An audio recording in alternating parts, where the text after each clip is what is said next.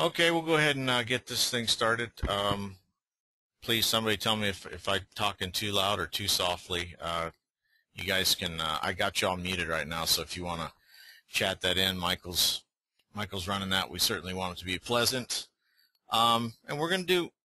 We've done some recorded ones, but we're gonna do these a little bit structured different. We're going to do some more open forum stuff. We're going to really try to deep dive into some logic, deep dive into the program. Nothing scary. Totally get you comfortable. Let you know what's going on. Of course, I'm Michael Gandy. Been an appraiser for 26 years here in Las Vegas. My partner Michael Gaskill's here, Sage developer. And actually, we probably want to start off with just the genesis of the company. I mean, the genesis of the idea was about 4-5 years ago. It's been in development for about a year total, including testing and stuff like that. It was not developed in conjunction with the CU rollout, nor is that to a degree. We'll talk about that in a second. But we wanted to introduce a helpful tool that was statistically supported, easy to understand, communicate, without some of the nuances and depth of knowledge needed with regression. There's just a couple of tools out there for appraisers, and so we wanted to introduce a helpful tool just to help with analysis to foster a better profession going forward. I think most appraisers, we've gotten into the mindset of being form fillers, unfortunately. All these different forms that come out, the different explanations that we have to do. Over time, if you don't have easy solutions or solutions that are at least robust but easy to understand, maybe sometimes you get some challenging ones to navigate. But if you don't have those tools in the space, what ends up happening is a lot of people skip through the analysis portion, which, if you really think about it, is that's our primary role. So that was the reason for us forming the company and putting this tool together. Like I said earlier, the CU rollout, that was completely an unintended consequence, and to be honest, we're not happy about it. We wanted to introduce a tool to help foster, like I said, better analysis, and we certainly don't want to fearmonger and steer people. We're definitely going to talk about CU and some of those things. We don't want you sitting there thinking that we're driving you here because this is the only tool that you need to have, or you're going to go to jail, things like that. I mean, we are going to enter into a different phase of transparency where it's going to become pretty necessary for you to at least show that you've analyzed a market and document some support. We certainly have that in a validation page, as well as a pretty awesome work file retention report.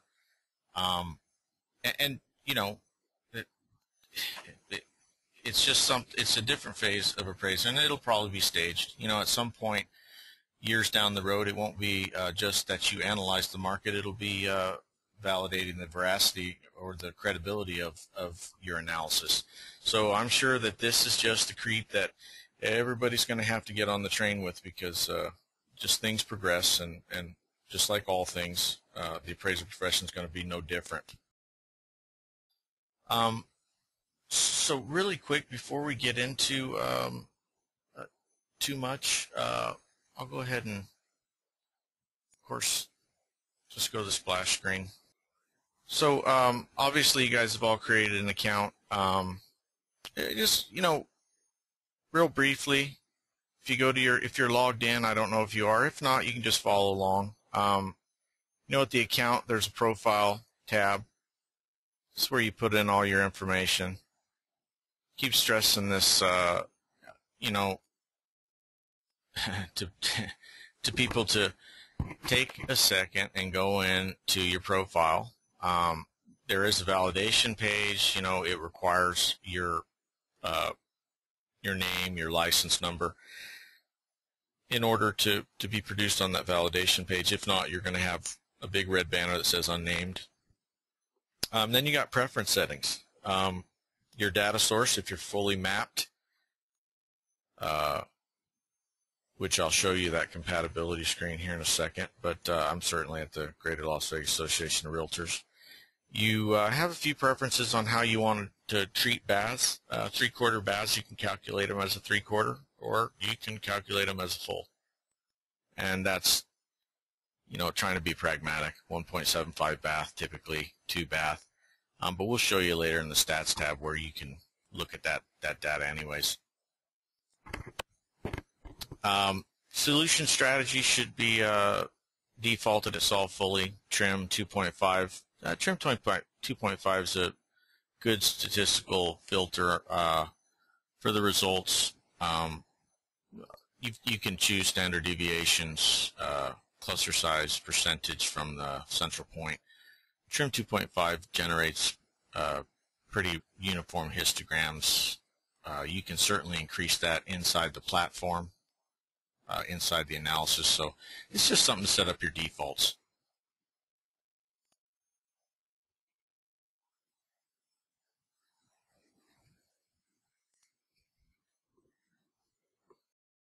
So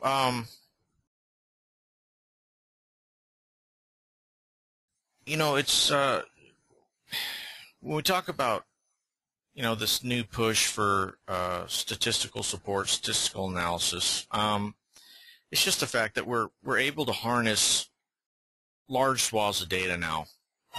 Now, certainly all that data might not be applicable to an appraisal assignment. But just the truth of the matter is statistical support. Traditional paired sales taking a microcosm of data. Too much ability to introduce bias. You can cherry pick. We know that. You can do some things on the statistical side too. So you got to be careful. But nonetheless, since you can harness those data, statistical support is just something it's just necessary. And simple math is not statistics. So when you take just paired sales, a small handful, you're not going to be able to get statistical support out of that. I mean, statistics is a science of learning from data, organizing it, interpreting it, presenting it, with typically with mathematical approaches, of course, but they're just not synonymous with one another. But so this platform utilizes paired sales analysis, synthesized with some allowable tolerances, which is kind of the pragmatic real-world appraisal side that we've always done. You get 2 houses within 20 square feet, negligible difference. All we do is we've set up a paired sales platform that allows you to assign those negligible differences within reason to increase your pairing potential.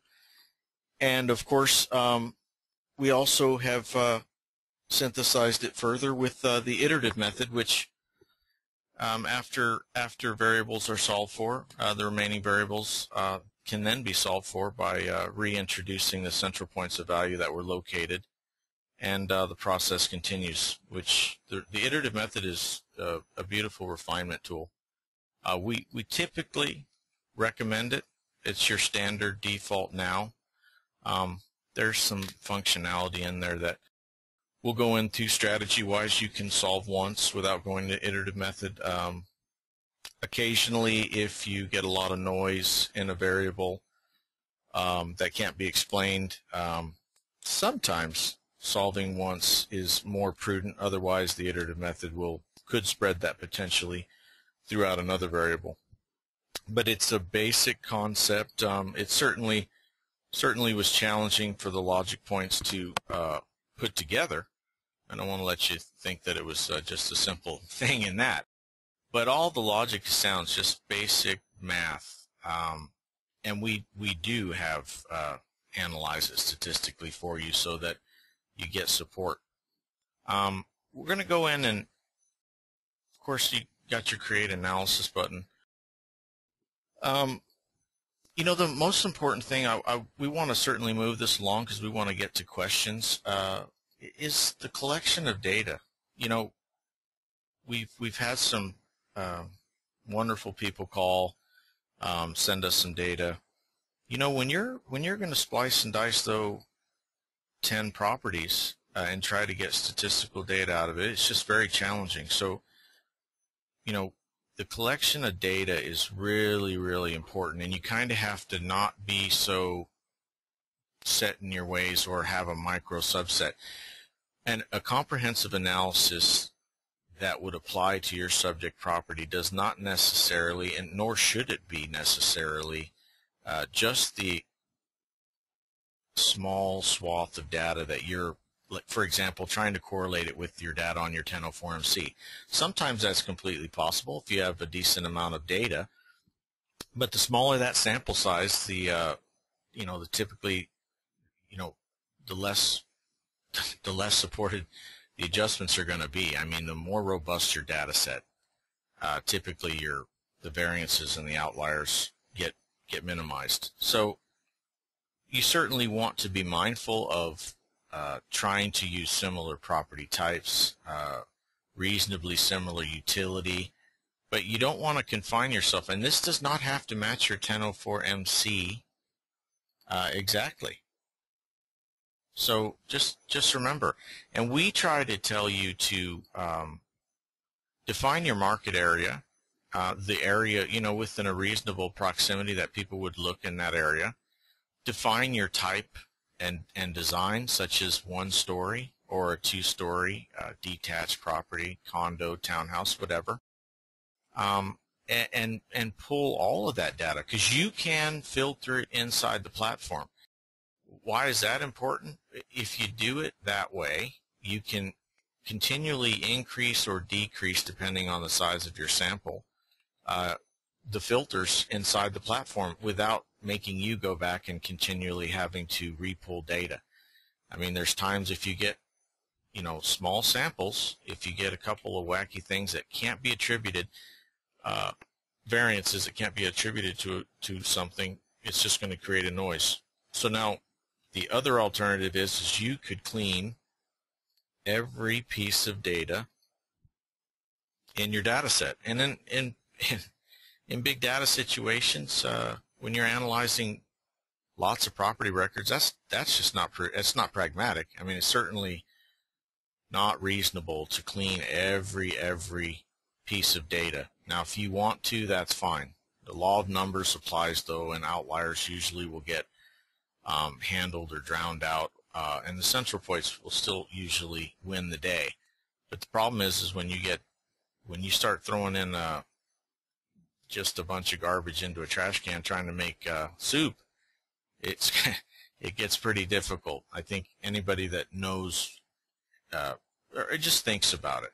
We had someone send us a data set the other day that was, you know, 30-something properties. The number, you know, not ideal, but certainly that didn't throw us off the path. But we started looking at the data, and you know, it was data.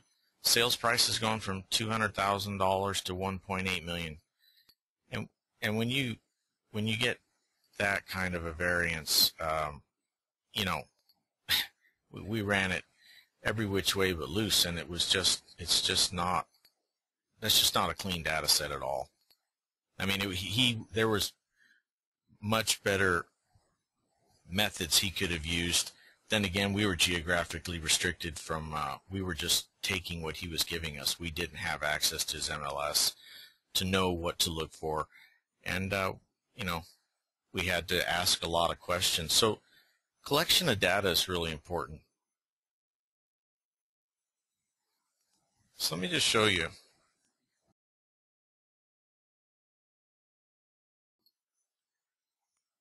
So, for example, anybody that's in Vegas, and then there's a few of you on here I can see. I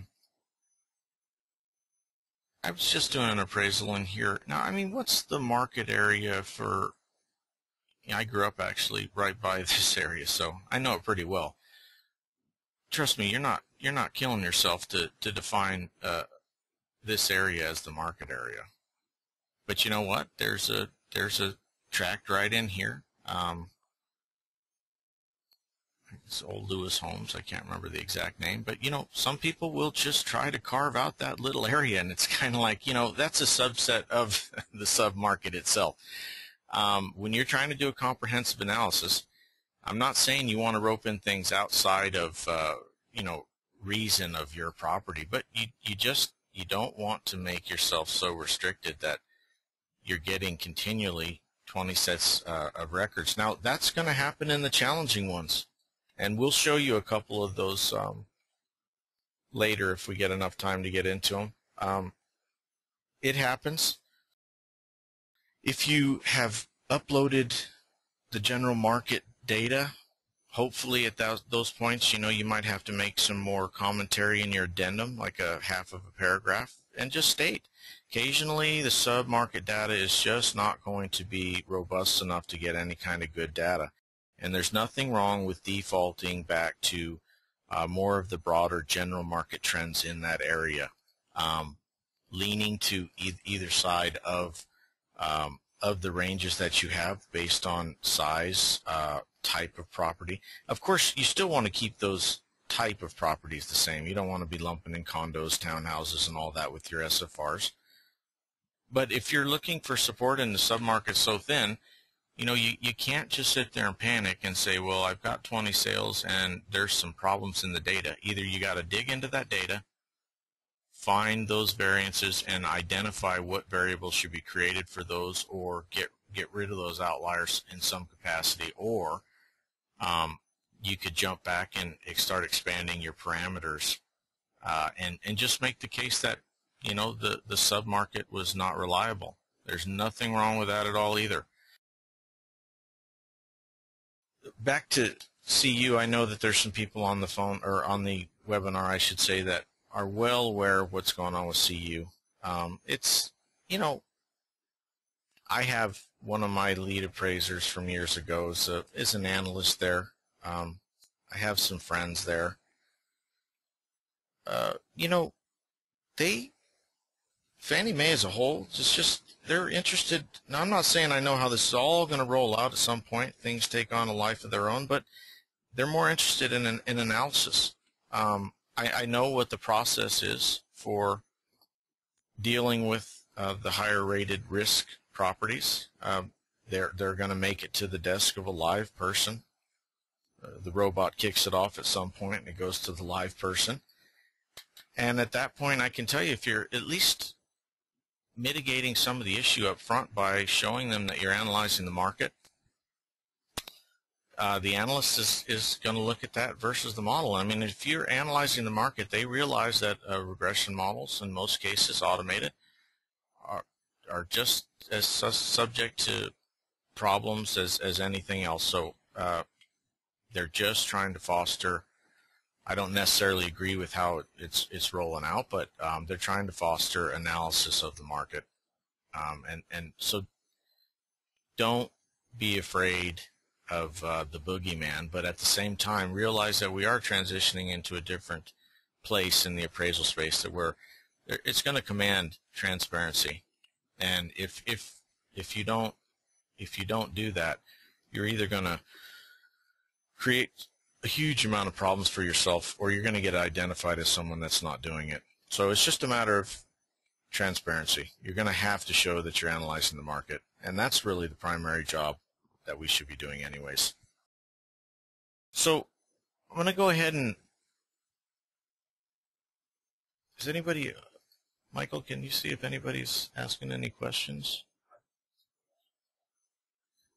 If anybody would like to start off with a question before I start blazing through, because I know that there's some people that have just signed up. And we're going to go through analysis, but if there's some general questions before we get rolling, certainly we can do that.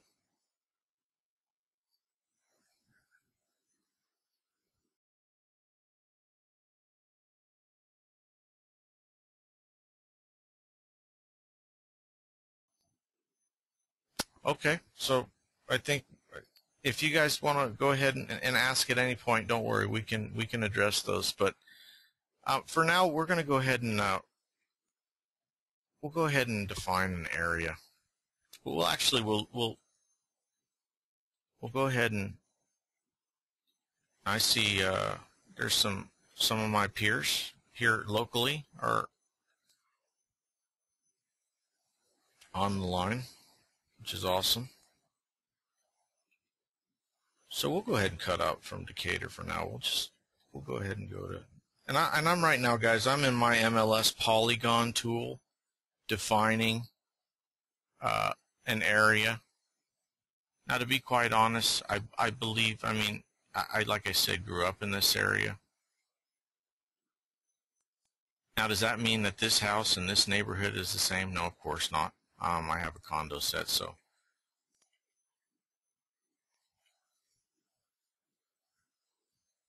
And you know what? I can swoop down to Decatur.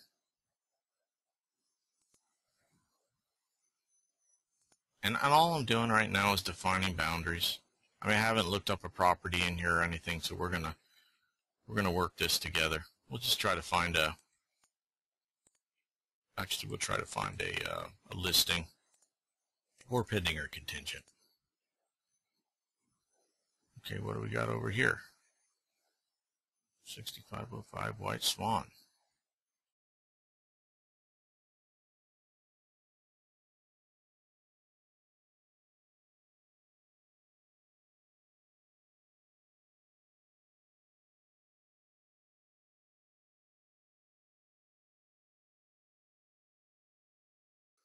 And we're just doing I want to show you some of the things that we do that you should do as practice to get yourself comfortable with the platform and not restrict yourself. I mean, we give you the ability to do a lot of stuff in the platform, and we want you to take advantage of it. So this property is we're talking about a 17 square footer, 2-car garage, very common out there, 1991 built, little 4,356 square foot lot, which is very typical. Looks like it's in good shape. So we're just going to go back to the market area. And we tell you right now, we don't handle listings, pendings, and contingents in the analysis, so you don't have to be fearful that you can load them up. We do have quite a few enhancements coming up, though, that are going to include listings, pendings, and contingents that are going to increase your proficiency, the depth of your analysis that you can communicate to the end user. We're going to make you look like a kung fu master after you get comfortable with these with modeling. You're going to just have so much data at your fingertips, and that really is the beauty of big data if you know how to handle it. So we're going to put in some. Okay, first of all, we're going to put in single family residence because that's what we were. And now we're going to go to 1 story because we were a 1 story. So now right now we got 371 records for 1 story in that area, and we haven't put in any other parameters yet. This is not the stuff that you're loading up your 1004MC with. Don't get confused. Now we're going to be able to make a ton of filters when we get inside the platform, but if we do it right now at this data set, we've got a lot of room in there that we can certainly filter down and expand out if we have to, if the data is jumpy or we find some problems in the data. So you just go to the results screen, and hopefully you've watched the original recorded webinar so that you've seen some of the login instructions. There's quite a few. We're going to have another one. Hopefully you guys are past that part, but I've got it in the pairs format already. After it's in the pairs format, I'm just going to export the data.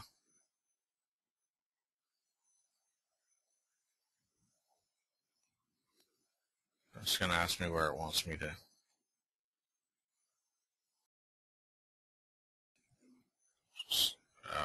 Well, this is not helpful. Okay.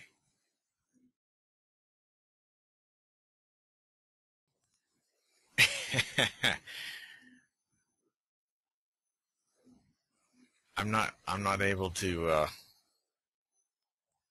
there it is.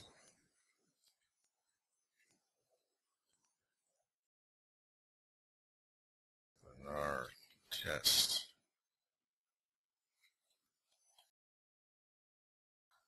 All right, sorry about that, guys. So we went to pairs after we downloaded that data to the splash page. You've logged in. Create a new pairs analysis over here on the far right hand. And then we're going to name it. I'll just name it Webinar Test 2 Single Family. Put in the type of property. Right now we don't handle some of the defaults yet, but like eventually you'll click condo. We'll handle that so that you'll have to add lot size as a variable. It won't be a standard default. Right now it might pop up, but you know as a professional you need to take that out of the model. But so we're certainly working on some of those things, but we're trying to get you in the mode of following steps so that when those enhancements come along, there's no change for you. And pick your date of analysis, which we'll go ahead and pick to date. We'll just save it. Got a check mark near the details. We'll just go into the data portion. We're going to show you a lot of the stuff that you can really do in here. Make sure your preferred source is correct. Mine is Glaver, so good there. And then upload your data set.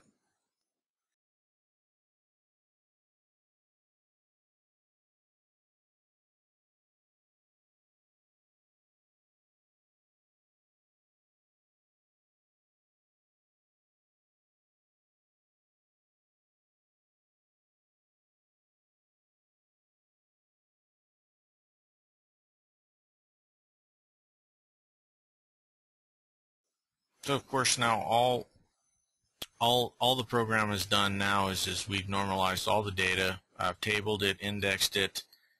You know, you can certainly sort if you want, but all the fields that some people, you know, think it's a massive export. You know, we give you the ability to test for a whole lot of stuff, and we'll talk about that going further too. You know, that mapping process, it may seem arduous at first for you to set up that one-time export, but we give you the ability to test a whole lot of stuff. You know, a lot of stuff like, does it make a difference in the neighborhoods where one has a community pool or doesn't? I mean, you want to test that theory? You certainly can. So that's why we do such a massive amount of mapping. We go deeper. We allow you to go deeper. So now remember, we dumped all of that data in there. We haven't defined any parameters. We had a 1,417 square foot. Now we have, it looks like 254 sales in here. So we certainly can probably skin this down closer to just submarket stuff, or at least get closer and see what kind of numbers we're dealing with. But see, by having that data, if there was any nuances or smaller items in there, or if it was a smaller data set, we'd have the ability to go wide. So, you know, before you start looking at the market rate, since we know we uploaded the general data of a one-story, single stories, detached SFRs, let's go ahead and start applying some filters. I want to take you to the submarket change. Here it is, big change button over here on the upper right-hand corner. So right here, this is the submarket filtering section, or you don't even have to say submarket filtering. How about just filtering section? This is where you can actually apply filters, and the program will only analyze properties within that filter. It's very simple.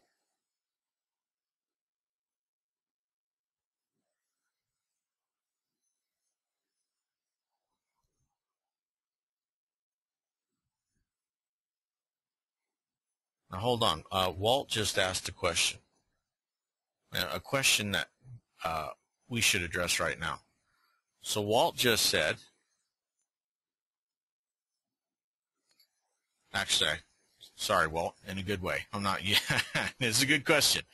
Walt just said, it looks like, can you restate your parameters because it looks like you expanded your area just to get more data. And he's probably talking because I roped in the Decatur swath. Now I can tell you, Walt, that this Decatur to Jones and Jones to Rainbow, these are section lines. That's a full mile between those properties.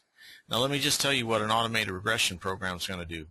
It's going to throw that dash right there, and it's going to go 3 miles out typically, including on this side of the freeway, including over here. And I'm telling you, I was born and raised in here. Now these are more the older modest homes, but believe it or not, there are some of the newer tracks that are peppered in here that are right around the same age. Matter of fact, I will show you right now. So I totally understand what you're saying, Walt. And no, I'm actually defining an area of town that the typical buyer searching to live in that area for that type of house would be looking for. And I'll just show you. Let's go more than, since mine was 1991, we'll do 1988.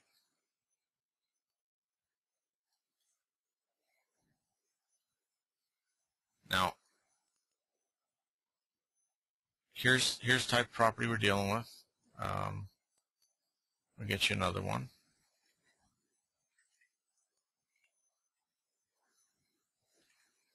Versus literally, probably a mile away, 3/4 of a mile away, in the neighborhood that we were in directly. We're talking same product.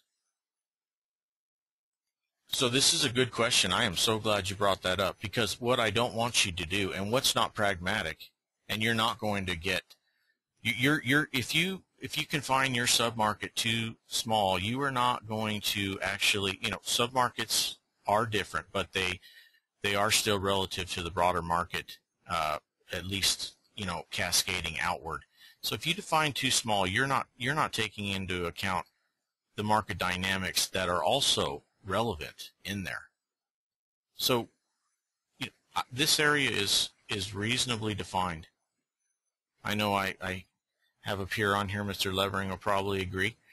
Could you stop it at Jones? Sure, but we've got some of these pockets of tract homes out here that are, within half mile, 3/4 of a mile, that are certainly similar. So let me go back to the pairs. We were in it's called the submarket filter, but we're going to call it the filter, because we just loaded up every one story in that area. So it's very simple. Add a variable. It's a drop-down box. So we were 1,417 square feet. So, first thing we can start moving in on is livable area. So if we click the livable area variable, this shows us our properties range from 718 square feet all the way up to 3,400. Okay, so certainly there is a wide disparity, because we're right around 1,417. That's where we are, which, believe it or not, looking at my toolbar, is darn near about the median of that. So we can test, plus or minus 20%, 25%, whatever you're comfortable with. I usually do 20 to 25%, depends on my data. Again, the same question back to the market area boundaries. Am I doing that to rope in more data? Yeah, but it's still relevant. I mean, old legacy guidelines of Fannie Mae, I believe, used to be 25 or 30% for variances in livable. And we're talking old legacy guidelines. We're not talking about the 15, 25% net and gross that they just got rid of. So looking at it, though, I mean, we're talking 1133 to 1,700 is 20%. So we can go ahead and see what 20%. Keep it. We might have a decent size. It looks like we have a decent size of data to work with. So I'm just going to go up here and drop down to range, and I'll apply that range. 20%, 1133 to 1,700 square feet. Now I'll add another variable. Since we were built in 1991,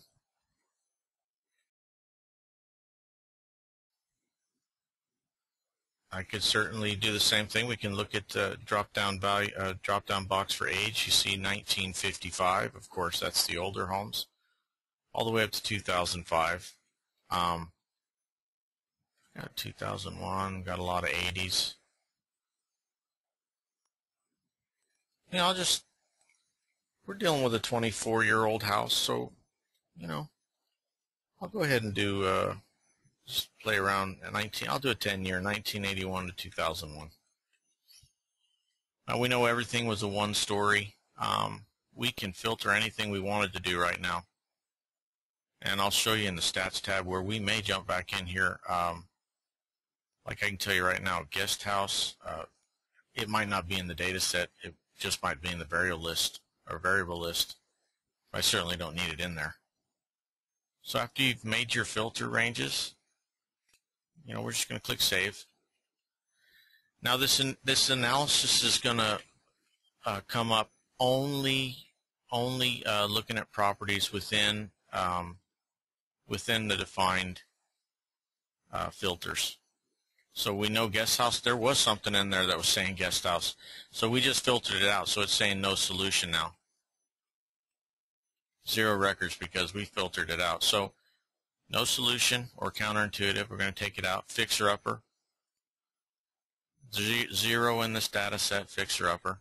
That's an auto-populated item. If it's in your data set, there's certain variables that we feel typically can be significant, and they might cause you a little bit of time to either address them or remove them for your variable list. But certain things, if we see in your data set, we try to configure to auto-populate, such as new construction or guest house, things that potentially could be a big driver. Ocean view. I mean, if we've mapped your MLS and we see certain things, there's nothing wrong with you either filtering out those properties or just removing the variable. It might not make a significant difference, or it could be a way for you to identify an incorrect entry in the data. So in that fixer upper, I went down to the stats tab when it was highlighted, and that's how you can see that there's 0 in there. That's why it's showing us no solution off the bat. So if any of the ones with no solution or anything you want to get rid of ever, all you got to do is go to the drop-down box of the strategy, select none, and click update. So now, before we start, once this updates and removes those variables, now we've actually filtered this down to more of a sub-market. So we probably now want to visit the upper left-hand change button, which is the market rate. Just eyeball, and here we go. So on the left-hand side, we've got sales price changes for the year. Now, we can certainly change those if you want to get the quarter, you want to get the half, you want to change to scatter, you want to, you like to have the more, the fill perception, you can do area. Totally your choice, but here's sales price and here's sales price per square foot. You can drop that down for medians. You can do mean, try means. You can do a weighted right here. You can deselect weighted. I mean, of course, weighted is statistically the most prudent thing to choose. You can take out distress sales. Let me see this market. If you take out those REOs and short sales, what it's been doing. Now you can see that there's no data in some of these periods, so of course that's what you're going to get. If you change that to a different graph type, it doesn't bother you as bad since it's weighted. But anyways, we'll go back to the standard median. I like that. Price per square foot is typically where I look. So over down here on the price per square foot median, we can see, annual rate of increase 1.23%. Now, another important thing. So, real estate market is flexible. We know that. There's you've got to have variances for reasonable ups and downs and still be called stable. So sometimes you have to step back for a second, and just because there's a technical increase of 1.2% for the year, and that's an annual rate, by the way, that doesn't mean that there's necessarily that you need to apply an adjustment. I mean, to me, that's a fairly stable market, and I'm not even going to get into an annual rate for applying adjustments. Now, if I were, you could either just click apply, either to the monthly sales price per square foot rate of 1.23. You could use the sales prices, and you can see up here the figure keeps changing dynamically. Or you can go in and you could enter your own number, 10%. Now, the reason this is important to to look out for, especially the unadjusted days. Let's say the market's gone up 10% over the last year, but closer examination of maybe the prior 3 months shows relative stability, maybe even a little bit of a downside. You can enter a number of unadjusted days on market. Now, right now, the program operates on a straight line basis. I don't want to say too much, but we're looking at some other methods on that as well. So if you apply a rate, it's going to cascade through all of the properties in your data set, and it's going to apply that rate, that annual rate broken down to a daily from the contract date to your effective date of this analysis. So it's going to factor in the market rate changes to the upside or the downside, which is definitely important when you're throwing in big sets of property data and you're trying to analyze the differences of variables. The market rates can make a big difference. But right now, I'm going to, and of course, if you had unadjusted days, that would be the same thing. If your contracted date was within 120 days of your effective date, it would not apply a market rate adjustment because you're telling it basically that for that period of time, it's been relatively stable, even though to me it's been stable. 1.2%. Not going to touch it. So now we're ready to start. So we've filtered down some sub-market. We've looked at our market rate to see if there's anything applicable. Now we're getting down into analysis.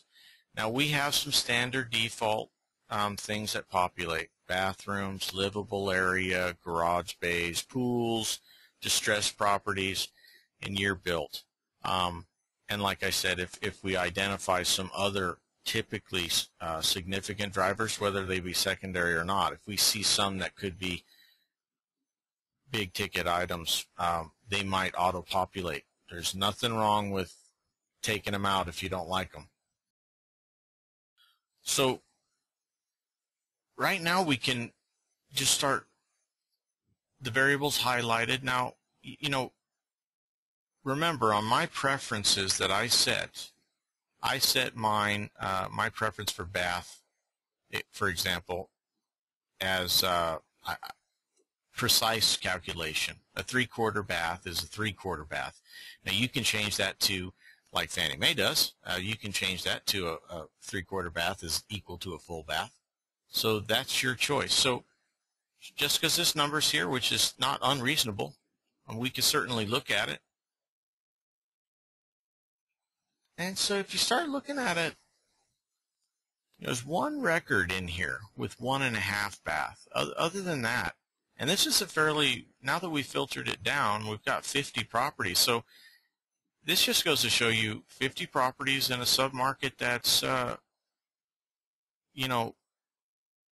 we gotta pay attention to a few variables going on, but not too bad. But nonetheless, this potentially is probably an error. 1.5 bath, not feeling it. But if you look at the totality of the other 49, 1.75 to 2, I'm not adjusting regardless. So can you leave that in? It's still statistically yes. Is it something that you think is going to be significant? My gut tells me probably not. So let me remove it. Now I could remove it, or I could go in and I could just filter out. I could put in a filter of a range of everything of 1.75 and 2 bath, and that will totally remove this from the analysis. Well, you know what? Take a second. We'll go back and we'll find 1.5 bath. I'm curious now. I'm curious. So, this is what you can do. If you want to clean it's not practical, and you're not required to clean every piece of data, can you? You sure as heck can. And if you're doing something like going to court, well, it might be prudent to do.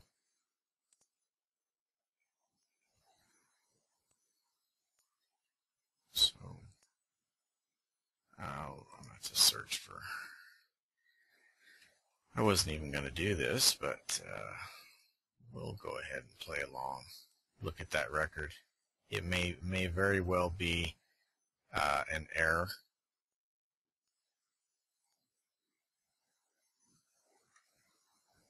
And we'll go ahead and bear with me. We'll get to your.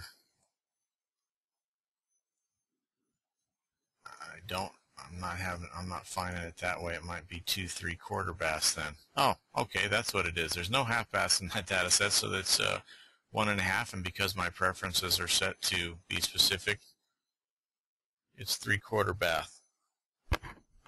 If you wanted to remove it, someone just asked. Okay, so you know what? Let's say we don't want to check it, and it might be right. We don't want it in there. We're going to remove bathrooms, so let's go ahead and remove that record. Go back into the submarket change. Go down to bathrooms. Now, don't use the half baths or anything like that. We normalize your bathrooms. That's why the mapping is extensive. This is going to show us everything in the data set. So we wanted to get rid of anything below 1.75, so we'll just put in 1.75 to 2 bath.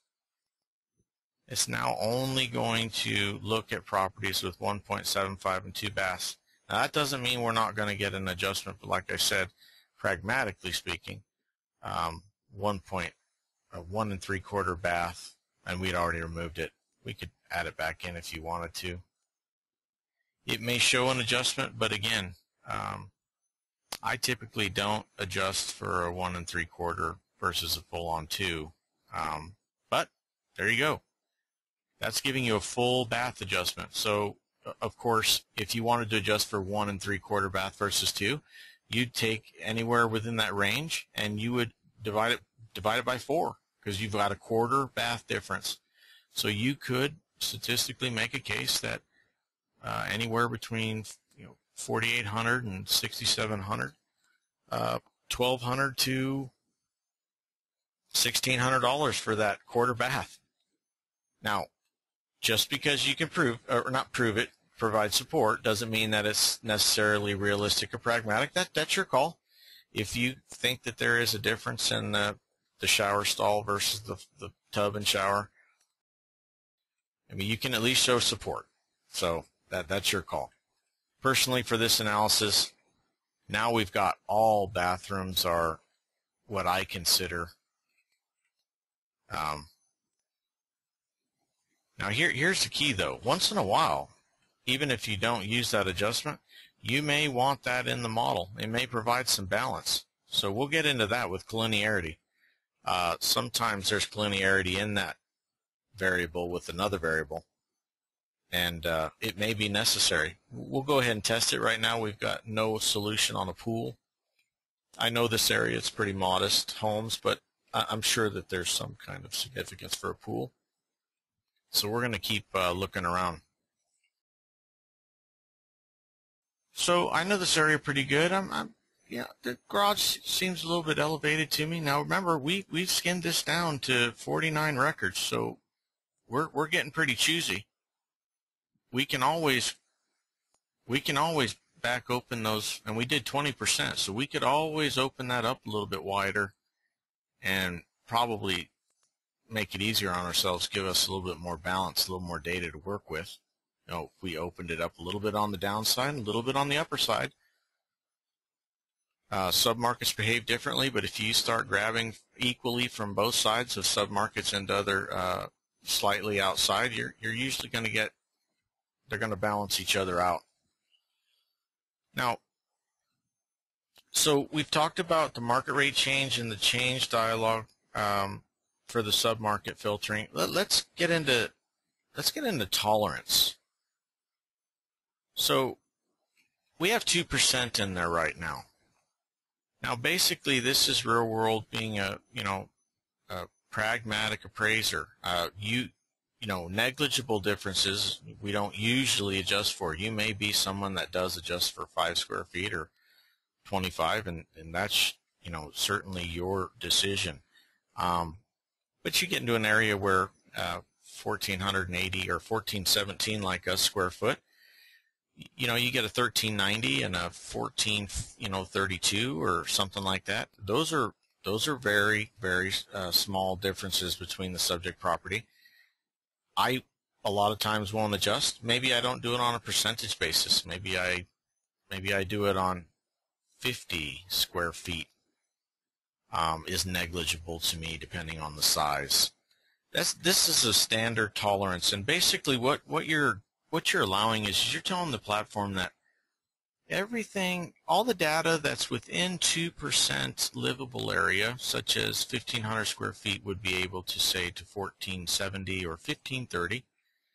Anything within 2% tolerance, for all intents and purposes, is considered similar in livable area, allowing those to be grouped to pair to isolate out another variable, such as pool. Maybe these two properties, a 1,480 square footer and a 1,500 square footer, within that 2% are identical in pretty much everything except the 1,500 square foot has a pool and the 1,480 does not.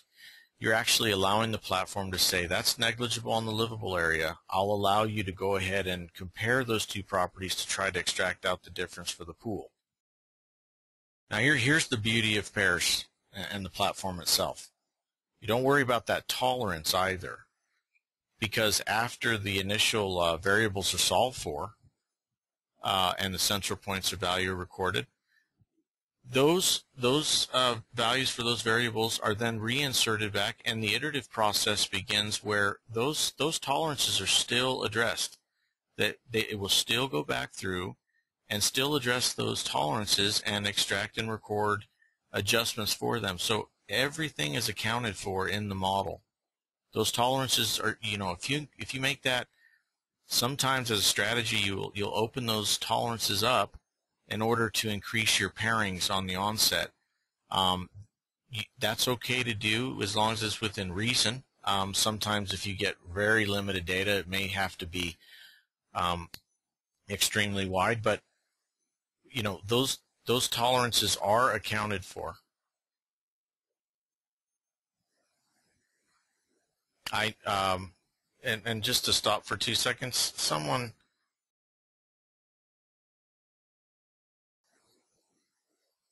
just asked me, how do you enter a 3/4 bath on a Fannie Mae form? You don't, and that's why I said that I treat them differently.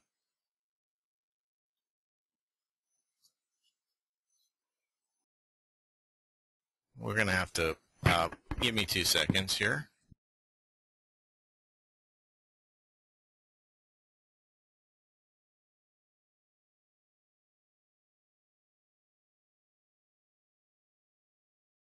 I'm sorry, guys. So those tolerances, again, just to go back to that, don't worry about those tolerances. They are accounted for when the iterative method starts to kick in. So now we're 1,417 square feet, so we're looking at 28, 29 square feet between them, 3%. These are, you can either use percentages or hard numbers for these tolerances, and these are things that you should look at. We were built in 1991, so this gives a 4-year variance of where we're saying that, well, those ages, you can still consider those reasonably similar for extracting out another variable. But like I said, those tolerances are still revisited. So you might want to just start Right now, I'm not too happy. I mean, I feel like my garage bays are elevated. Feel like my pool is not showing any solution. Oh, now we've only got 2 in the data set, and it may very well not show a good number. So if you have a pool, or if you need to deal with a pool as a variable on a comparable, with only 2 representative properties with a pool in there, you may have to go back into that submarket and increase our livable filters and open it up a little bit to try to rope in more pool data. So we'll go ahead and test, though. We're going to go ahead and we'll look at the tolerances. We'll change this to 3%. Change this to 5%. And again, negligible differences in your opinion. You're the expert. You are fully in control of this model. And as long as your rule sets are reasonable, there's absolutely nothing wrong with that at all. So we still got that elevated garage, which, we'll go in the stats tab. So we see we have 3 properties with 0 garage. We have 1 with 1, and we have 45 with 2. Personally, I think that's just elevated. So I'm not too happy yet. And I'm just looking for balance in my model. And I'll show you that this is why we tell you to pull data sufficient to, and in our submarket, with all our filters, we've got 49 records. We're just, so we're getting an idea of some information, but I just don't like some of this stuff, and I think it's because we're so restricted, and this happens. Now we could go in here and look at our change rate again. We could look at, for example, sales price per square foot. And this is what happens when we get 49 property records. Now some of these may be distressed, but look at this. We got 33 to 152. Now we're going to probably get some noise here. So we had 20% before. I'm just going to open it up to plus or minus 25%, just to see what happens.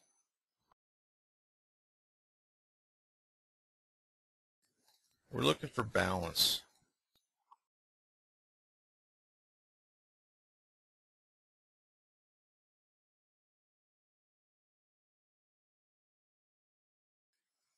We'll go ahead and click save on that. And sure enough, that pesky pool, in that garage, I mean, you can see that a lot of stuff is not changing. So I got to start asking myself some tough questions of, is that pool significant? And it may not be. It may be something that we either want to remove as a variable, or there may be collinearity in something else. I mean, we could always test, is the pool and the spa, is there some kind of interrelated stuff going on there? And this happens, we just pulled this data set just to jump out there in the stream. I tell you what, I mean, I'm on the phone with, or on the webinar with you guys, I certainly wouldn't be playing with this longer than right now. We can see a spa is actually soaking up more value, so that's certainly not credible. So I'm going to just remove it from the model. And you know what? I'm going to go in and I'm going to filter out. I'm just going to take pools out of the equation.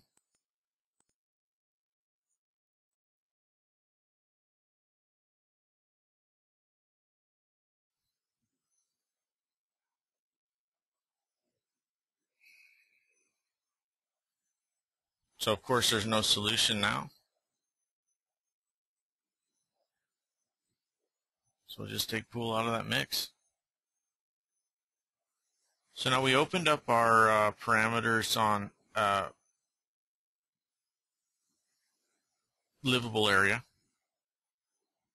certainly not, these numbers are not scaring anybody.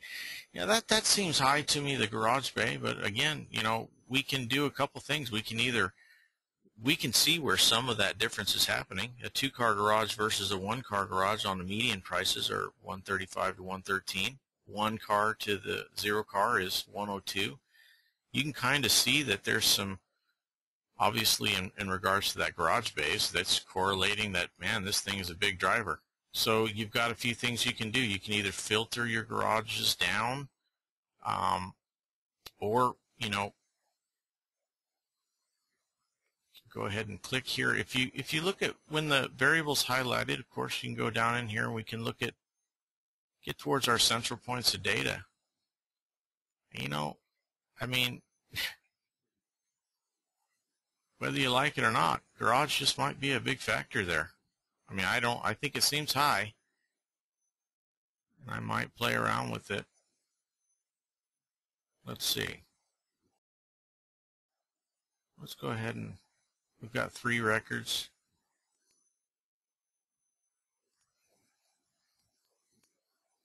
I'm going to go, I'll do the similar utility. I'm only going to do 1 and 2 car garage. I'll take out the no car garage just to see if there's any, if that's the pull. Ha! No, it's still there. So, you know, I mean, in that case, I mean, sometimes now, if you looked at it, I'm going to go back and I'm going to take that filter out. Because if you start running and you start, all the other variables are fairly static. I mean, they're staying in a similar range. You know, you're reaching a balance level. I mean, my ages are not changing but a few dollars. I mean, my lot size is staying pretty close, and that garage bay is just hanging tough. Livable area is staying about the same. In those cases, you just got to start to ask yourself, is there a big demand utility for that extra garage bay? So, you know, again, the upper right-hand corner is that sub-market filter. Here's the ones that you've applied already. If you want to remove one that you applied, you can, just by selecting it and going back to none. If you want to filter out something else, you can scroll through and see anything that's picked up in there. You could test for other variables. So this is how you filter. Gated. You want to take out anything in a gated community. Just select gated and then click no. You only want to, you select bedroom, you only want to look at, you know, if you got a healthy set of data and you only want to look at 3-bedroom properties, you know, you can 3-bedroom to 3-bedroom. I mean, that will only look at 3-bedroom properties. I mean, if you really, I mean, you know, these are self-imposed. You run the model. You can do whatever you want. And as long as you have justification, there's absolutely nothing wrong with that. I don't want anybody to get in the mindset that some, you know, RoboCop supercomputer is smarter than you are. That's just not the fact. You're the human touch, human intelligence. If you have rational basis for what you're doing, make your case. Don't be afraid of getting soaked up into the matrix, because it's just, no. As long as you're analyzing the market and you're being prudent about it, you'll win and rue the day. You'll win every time. You'll rule the day every time. You'll win. It's just a matter of being pragmatic, responsible, and actually doing an analysis. Don't be afraid of a computer. We can harness vast amount of data now, and we give you the tools to just, you know, prove your case, make your point. Now, we saw that we kept that garage. I just didn't like it.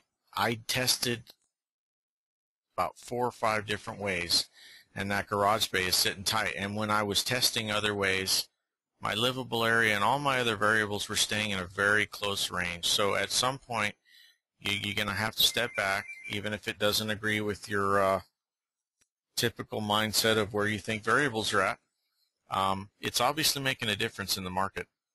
So be choosy on your comp selection in that case. So let's, there's different tools out there that we can do. There's regression. We're certainly not opposed to regression by any means. The real estate market is dynamic. It's not perfect. So you're never going to get perfection in the market, and everybody knows that. So when you're looking at data, you have to be a pragmatist. You have to be real world. You have to understand that there's going to be nuances that are tough to account for. Adding and testing once in a while, testing for variables is, there's nothing wrong with that. Sometimes as appraisers, of course, we think, that doesn't make a difference. You can test for it. Does it make a difference? Is it you're still the arbiter of is it credible? I mean, even if you get regression outputs, if it's not credible, you don't accept it. That's not credible. We didn't in this market area have much of a driver for a regular pool, let alone a community pool. But interesting to note, at Garage Bay was still hanging tough. All the other adjustments relatively similar. So you can test the market. You can test for those things. You have to be able to learn to identify, and we've done that with the stats tab, the sub-market filtering. You can go in and see the variations in your data. And like I said before, you can either clean every one of these records, which is just not practical, or you might make slight carvings of the data in order to get the most balanced section, start to kick out outliers individually, whether by some of the filtering that we give you the option in the sub-market. Analyze. If you've got deviations in your sub-market filtered data from $10,000 to $300,000, and you're saying those are all relatively similar properties, you can kind of see the dynamics you're dealing with. You're making it pretty complicated to do a statistical analysis when you've got those kind of variations. Now this platform, like I said earlier, is paired sales analysis with the iterative method. These properties only compare to each other if they are identical or within tolerances, with the exception of one attribute. We then, of course, continue that process until we solve for all of the variables, which is the iterative method. So a lot of cases, very similar results to some regression platforms. A lot of times regression, we run across the livable area is elevated, 10%, sometimes 20%.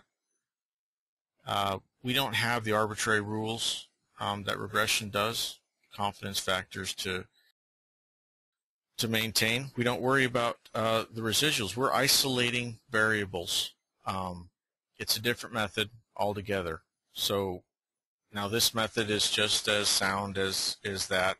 We would argue so much more flexible. And I would go back in there, and when we talk about flexibility, we went over tolerances. But now let's go over solutions, the strategy. See this drop-down box. So solve fully. That's the default strategy. That's basically, let's solve for the variables, including in the iterative process, which is a refinement method, until all the variables are solved. Then, of course, the process is complete. That drop-down box, you can do a solve once. Now, this means that once you've solved for that variable, don't go through the iterative method anymore. The first time, pass. Now, like we said, the iterative process is the iterative method is a refinement tool. So we encourage it typically.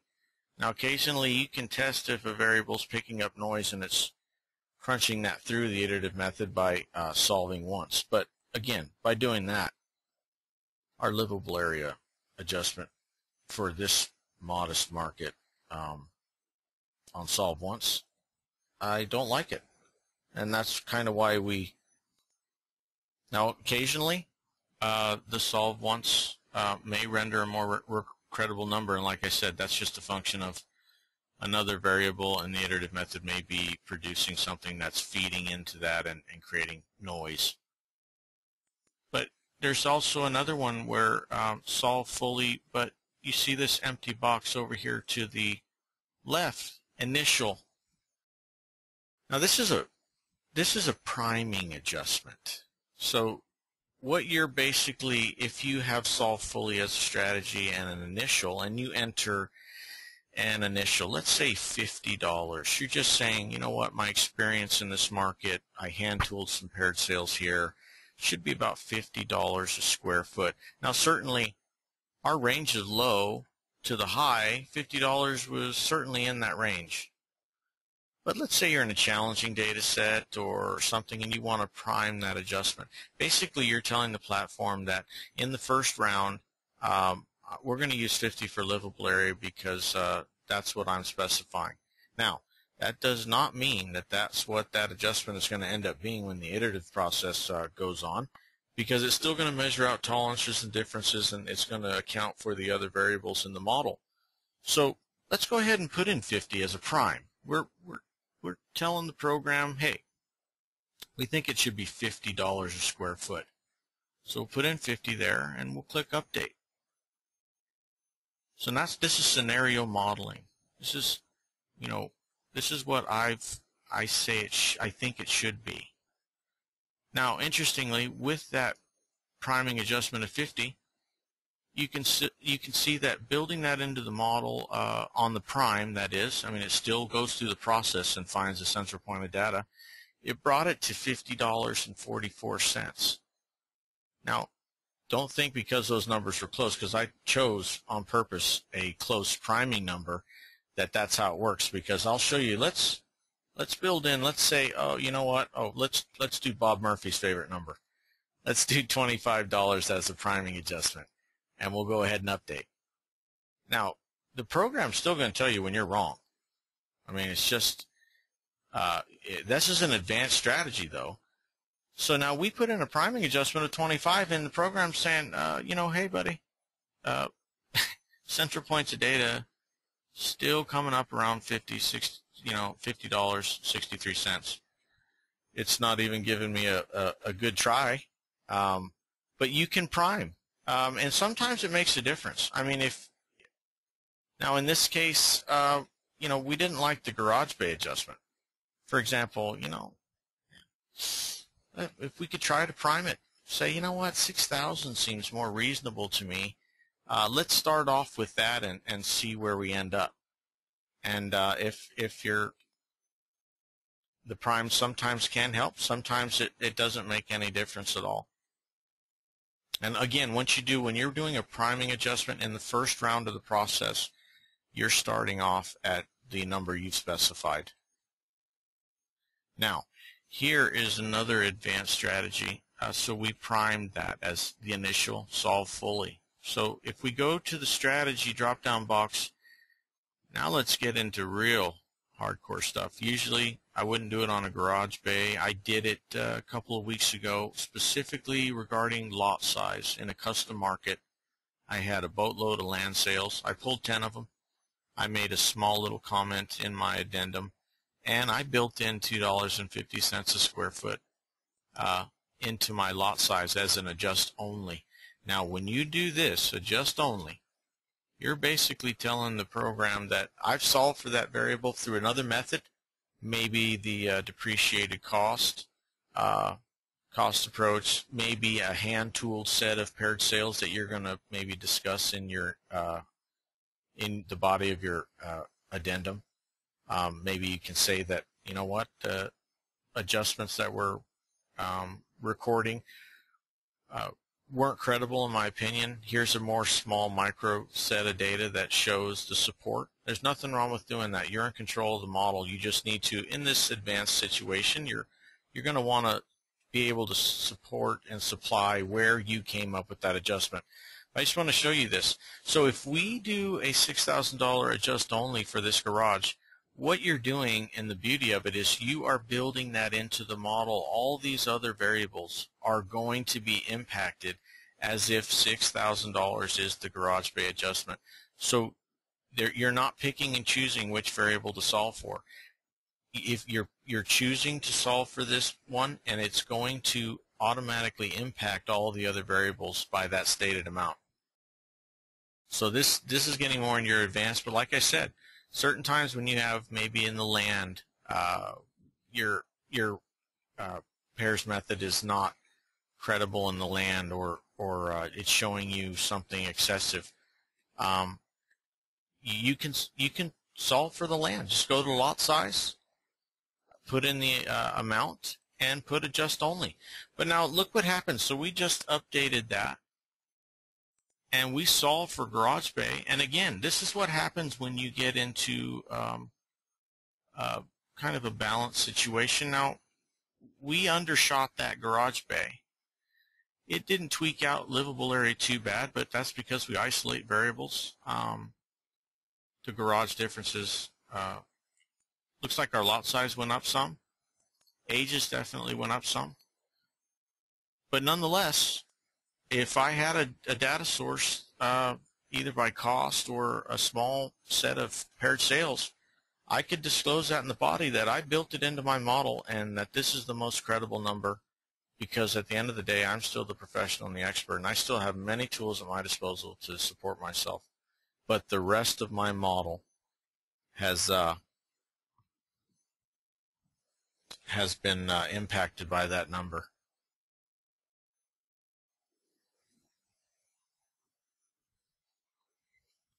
So that's more of your advanced strategy.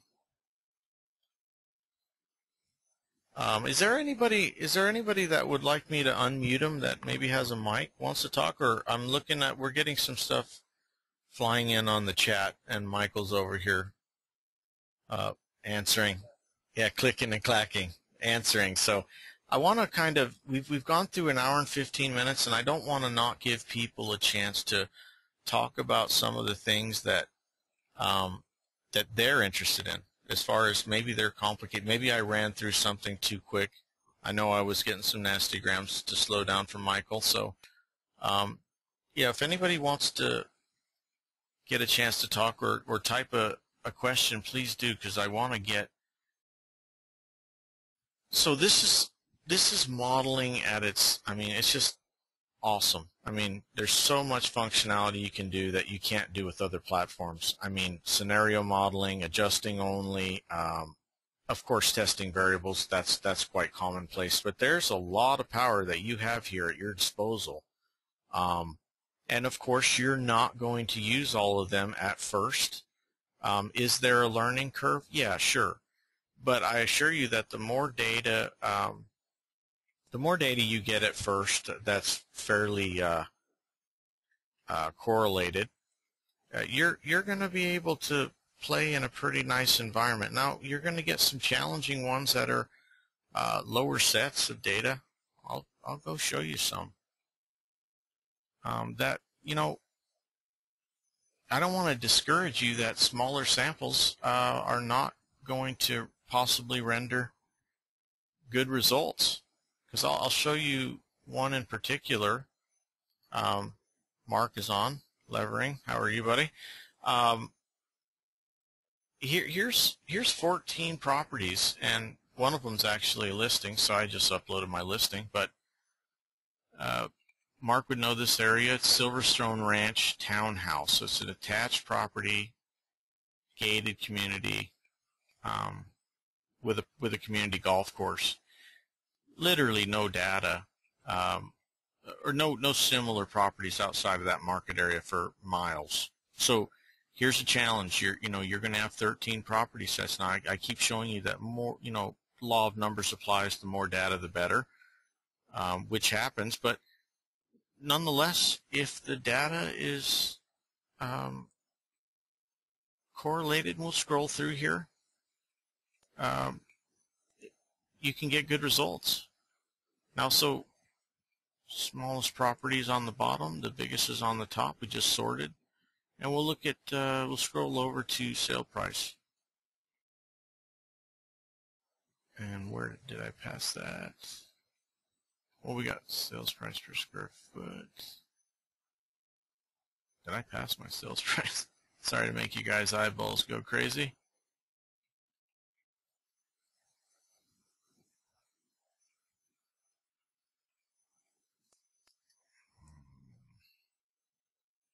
Michael, where's my sales price? There it is.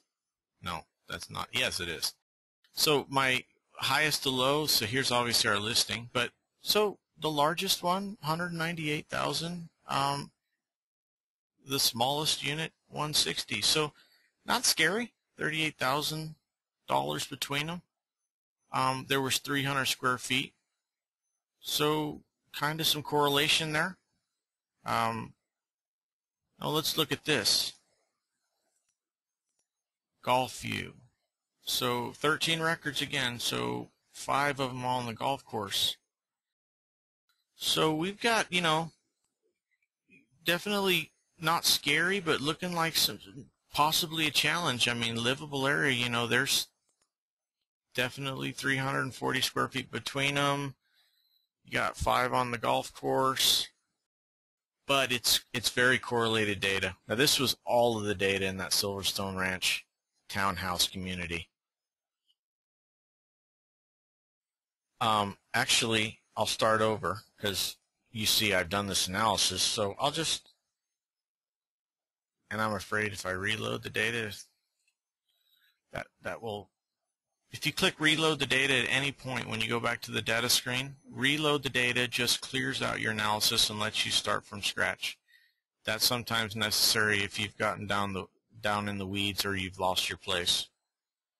So here's our initial findings. Don't like that. You see the market rate. I mean, pretty bone straight. I'm not messing around with that. I've got a lot of no solutions in here, so we're going to start digging at stuff. First thing we got is bath. Doesn't seem technically unreasonable, but again, these are 1 3/4 to 2 bath. I mean, to me, I don't make that adjustment. I don't. You can leave it in your model if you want. I don't think it's significant. I'm more interested in short sale and lot size, especially when I'm going to call both of these on the grid 2.0. So I'm just not getting into that. So 13 property records. Now, so not too bad. I'm not making me mad anyways. But you're down here to year built. Okay, you know, $23 a year. You know, go to that stats tab. Oh, well, why? Guess why? Because we've got 2 years difference between them. These are all in the same tract, same builder. I assure you that, you know, you're not going to probably be able to tell the difference between the 9 and the 11-year-old. And the market is, the data showing us $23 a year. Yeah. Sometimes you might want to leave it in the model just to prove the point or to add balance. And let's look at the other numbers if we want to talk about balance. If you want to see how we isolate the variables and are they impacted when you remove a variable? Yes, but they still, by isolating them the way that the pairs method does, you get a lot of stability. So let's go ahead and remove year built. I don't think it's significant. But I just want you to pay attention, 8180 or 8110, 58, 42, 17. Just pay attention to those numbers. We're going to take out a variable. Now we're allowing, there's only 13 properties, so by gosh, we're getting pretty tight. So numbers stayed pretty tight. Now, I've still got tolerances in here. This livable area is right a hair below 50 cents. Now, interestingly to note, in this market, there's some 6,000 500 square foot lots, and there's some 4,000 something. So I actually did an appraisal in there, and I actually did have one of the properties was 2,000 square foot lot bigger. So we take out our tolerances. We've got 13 properties. What are we going to do? I mean, it's not like it's a big deal. We're just playing around, and we're going quick. So now you can see we took out all the tolerances, and all the numbers stayed about the same, with the difference of, on my high side, I've got that 50 cents a square foot. I'm certainly not going to lose any sleep over that. So I don't want to get you the impression that you need a ton of data. This was all of the data available, but it was very correlated. So when you start to see data sets that are getting a lot of wacky results, you know, you got to be mindful. You got to sometimes look at that data.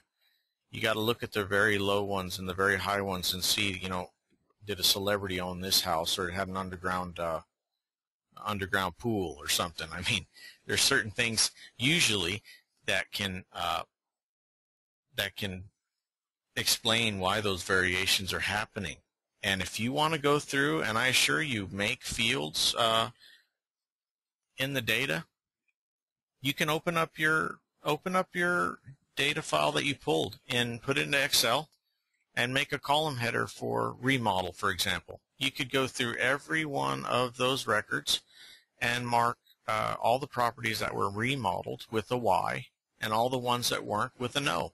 And then you could upload that data, and remodel will now be a variable that you can choose from, and you could actually select that variable, and it will tell you the difference between, in the market statistically wise, what it's recorded for the remodeled feature.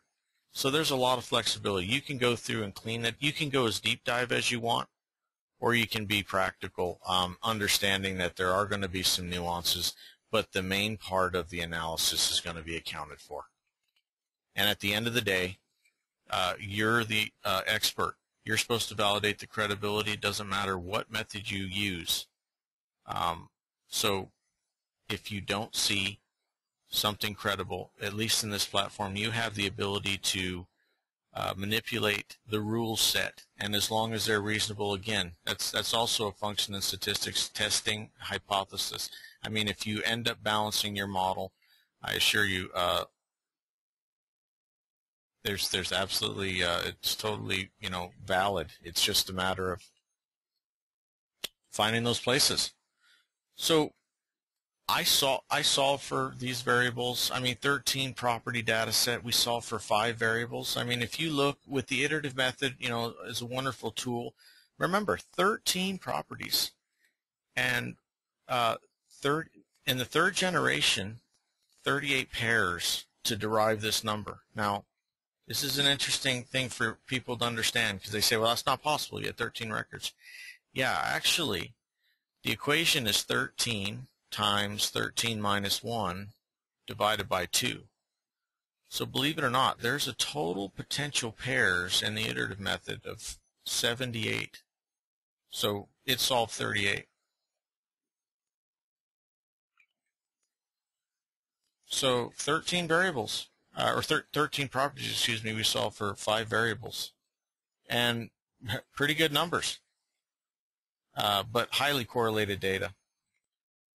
So if you go to the upper right-hand hyperlink after you've balanced your model and you're comfortable with those results, you've tested it. If you go to that define adjustments, here's the validation page. This is not the validation page itself. Here's the setup for the validation page that we created for your transparency, so that you can, you know, up front mitigate any issues that might arise. You know, if you supply data up front, I assure you, you are going to diffuse a whole lot of issues. In the triage department over at Fannie Mae, if you get rated a 3, 4, or 5, and you get that live human that sees your report, and you show him that validation page, I assure you, as long as your rule sets are reasonable, they're putting a stamp on there and going on to the next one, unless it's just totally hokey. So here's the setup for the validation page. We give you those low and high ranges and the central point estimates. Now you can be anywhere within this range. And I'll tell you why it's important. Let's go back. If you ever want to go back, you just go in the upper left-hand hyperlink. It'll take you back to the page. Why would that be important, the range? Skewness. For example, look at our histogram. Right now, of course, we chose trim 2.5. You could have done standard devs or standard deviations. You could change, I mean, certainly in livable area, you know, it's a little bit choppy. But remember, 13 records. But skewness. The golf is skewed. Definitely there's some trails over here on the very low side that are probably possibly contributing to a reduced amount. We could test that by putting in trim 5, which will peel off a little bit more. About the same. But sometimes you'll get some large skewness in your distribution. The range is important because you can now lean to compensate for that towards the lower or the higher range. And it's also good to save you from beating your head against the wall with a calculator trying to do $57.37 for a square foot, which actually all the software fillers, I should say, do that. But some of the other numbers. But we don't want the ambiguity on our validation page to the end user. They don't need to see the low. They don't need to see the high. And they don't necessarily need to see the central point estimate. They need to see the number that you validated as a professional. You're in charge of this model. You're the professional. You're going to have a lot of stuff for your work file. We'll show you that. So, you know what? Appraisal is a two-part process, getting support for those adjustments and then the application of those adjustments. So before I enter this information, I've probably worked most of my comps up. I've applied adjustments. Now, if I start applying adjustments that are at the central point and it slightly expands my adjusted range of values, but if I bring down some of those adjustments a little bit, I get a more optimal range of value and tighter. That's the two-part process. We've got support for a range of values. Now you've got the application of those adjustments. The application is just as key as defining support for them. So maybe I apply $57 a square foot, and it brings my biggest one down a tad too low, and it brings my smallest one up a tad too high. But if I put in 52, it's almost identical on the adjusted range. Now, 52 is within that 49 and 65. That means it's statistically supported. But I don't want to accept that. 57. So I put in 52. 44 cents a square foot.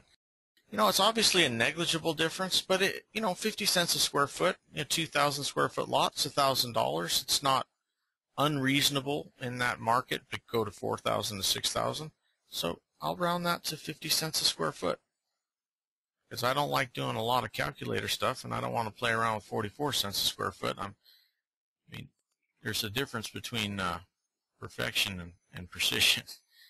Repo and REO, I'll leave those as they lie. I mean, I'm certainly trying not to use those in my analysis anyways, unless I'm doing something where a client's imposed and they're looking for a distressed value.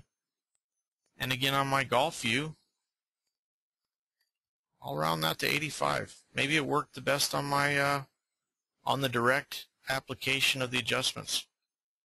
So once I put in my numbers, I just click Save. And here's the validation report. Now, for worthy of inclusion in your report, the stuff I was talking about, mitigating issues on the front end, being proactive as an appraiser, we are entering a space in time, and it's certainly going to advance, where transparency is just key. Now, I'm not trying to scare you to death, tell you that you need only this product. I'm not trying to force you to use this. I'm just saying that we are entering a space in time where we're going to get asked to show where you got your results, what kind of analysis you did. And you know, here you go. Here's all the variables. It gives some limited, you know, shows how many property records we had, some of the disparity between them, deviations, market rate if you applied any, which we didn't.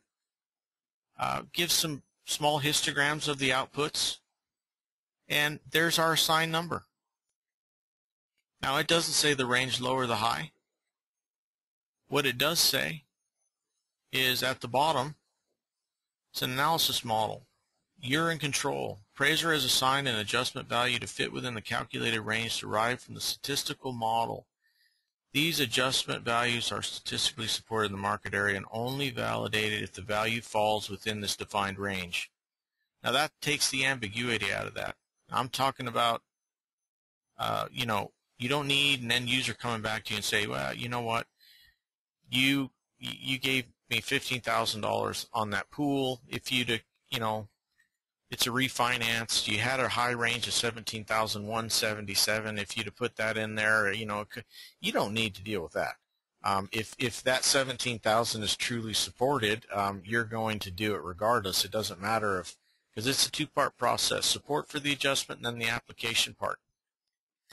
If you defined an adjustment within that range, it's going to give you a green check box. Now, we're going to really quick go back to the define adjustment page because I want to show you what's going to happen if you try to get funny. Let's say we put in $45 square foot for livable area and we leave all the other ones the same. Now, we have an obligation. We're trying to give everybody a tool, but we have an obligation to be honest too. I mean, we're number junkies, so you know, no playing fast and loose with the numbers. We have to be transparent too.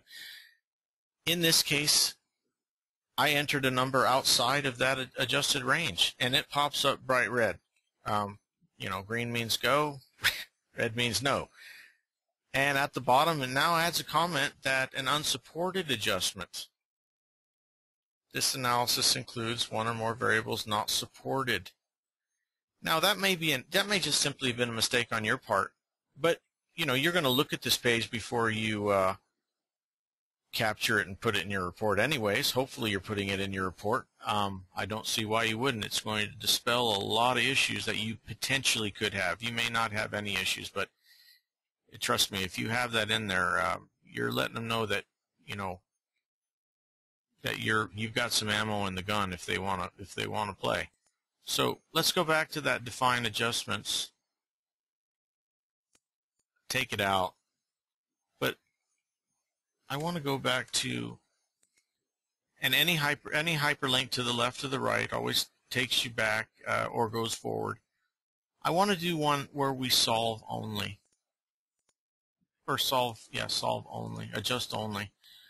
I'll put in the exact amount just because I want to show you, and that may prime it differently.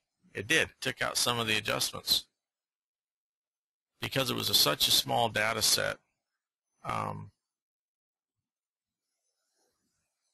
You know what? Let me see what I can do differently to patio. Let's see if maybe we can do a solve only on a patio, or adjust only, excuse me. I don't want to tweak out all of our other adjustments. Okay, so we just solved only patio. Maybe I went off the cost approach. Obviously, it would be probably more than 100. Then again, depending on how small it is. So I'll go to the define adjustment page. And all the other numbers are still within that, except I didn't change that back. I just want to go to the analysis or the validation page and show you what happens. And this is why I said, like I did on the lot size in that custom market. Now, we got to be honest. Now it's green, so still go. But, you know, we've added a comment down here now that says this analysis includes one or more variables for which the appraiser specified exact values. These values have been found to be credible in the market using other methods. But the important part is by you putting that variable in there, you built it into the model. So everywhere it's encountered, your model is completely balanced and accounted for that item. It's not something that you just threw in there and it doesn't matter. It cascades against the rest of it. So that's part of the functionality and the freedom we're talking about. Now, you may have to add half a paragraph to explain. There's nothing wrong with using a cost approach for a patio slab if you really think that you need to adjust for it. I hate to use that as the example. The better one would be like what I did for lot size. No matter which way I cut that lot size up, it was running $4.60 a square foot. It was $2.50 all day. I mean, I had 10 land sales. I ended up doing a just only at $2.50 a square foot. It required me to write a half a paragraph, actually a paragraph, because I actually disclosed some of those land sales where I got my numbers. And my whole model was calibrated to incorporate that $2.50. So you have this freedom and ability. It's just probably prudent for you to at least explain where you came up with that. It's also important to say sometimes there's things in the market that are really hard to extract. You might have an obscene workshop that's in your data set that's creating a lot of noise. Rather than removing it, you may want to solve for that one variable in order to keep the item for another comparison by either cost method or any other choice. So again, this is your validation report that, appraiser worthy, no ambiguity, just gives the number validated. Now, you want to talk about work file report. Well, then that's this page. Now, this is your analysis report. This gives you all the statistical data points. This gives you all your rule sets, your tolerances, highs, lows, mid-range, mid-hinge, mean, all of the data in the model, and it still has the comments. Shows what kind of solution strategy if you adjusted only. This is basically the shorthand version of your model, all the rules that went into it and all the statistics and the outputs.